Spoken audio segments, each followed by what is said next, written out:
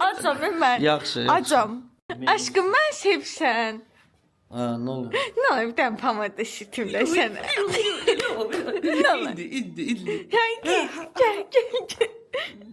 Qarın başına yeşilləndi. Ay aşkım ne olur bir dənə şitim baxımda. Ne olur bir dənə pomada şitim. İstəmirəm. Bir dənə yoxlayardıq da. Ay çək. Oğlanların otağına hiç gitsən. Ben burada girə bilmərəm. Bura oğlanlar üçün. Mən eləyəcəydim o zarafatı. Ben topçik oynuyorum. Burada arkadaşlar burada. Get də. Oyna da. Yo, ayakkabı ilə girməm. Ayağı soxmadı. Bir dənə otur. Yo. Otur içinə. Burada topçik otağıdır. Kafede sitin Ne topçik olur bir otağı. dənə içinə otur da. Mamaşalar gəldilər. Mamaşalar oturdu. Qeybət qılanda uşaqlar cırt atısız topların içinə pır oynayırlar. Ne olur, bir dənə Sonra gəl buranda görsədi. Demək burada Neydi bu? demək Kalıp oturdu açıldı. burada.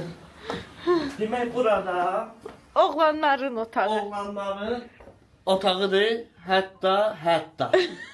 Yəni hətta oğlanlar otağıdır. Burada ad günlər zatlar eləyə bilərsiniz. Gedək zakazlarımızı verək. Gəl sən bunların qabağında şəkillərimi çəkim. Burada oturub özü Mənim burada şəklim var. hə, özü burada bura baxın. Spiderman. Sən aşkım bu Barbie fonu deyə. Sən Ev Spiderman. yoxdur, indi Barbie'nin evinə Spiderman qonaq gəldi. Amma sən Kenə oxşayırsan. Ken ola Ola bilərsən. bilərsən, çan. Kalbim kırıldı. Necə götür? Papa mənə heç inanmadı. Bir dənə pomada şəkim. Bu da bizim qızlarımız üçün, xanımlarımız üçün cicic miniş Ad günü ad günü otağı. otağıdır. Onu da deyim ki, burada Versən Yox, şəkil olsun. çəkdirim. Allahın olsun xəbərin yoxdur sən. Dünya. yoxsa yoxdur, sözü yoxdur. Çox gözəl. Yəni gəlin uşaqların sizə ad günü eləyin, yerlərin. Yediyiniz yeməyin pulunu verirsiniz. Sonra uşaqlar üçün ad günü təşkil olunur. Sonra ad gününə gələn o bizim işçilər vav.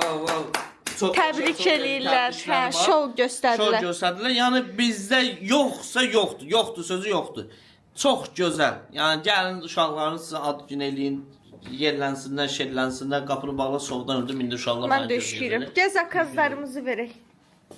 Deməli, mən aşkım arada qalmışam, mən seçim eləməyə kömək et. Mən düzün desəm, mən bu aralar yaman ürəyim şirniyyət, bir də ki bu Əziz bəy burada düzəldir o pankek, mankek, ponkek. Mən pizza götürüm səncə, Yalan yoxsa desən. nə Pizza ilə doyarsan. Hə. Bu boyda pizza ilə nənəm də doyar ya aşkım, dəlisən sən. Haydi. Başqa nə var? Nənə bu günlər bizə qonaqdır.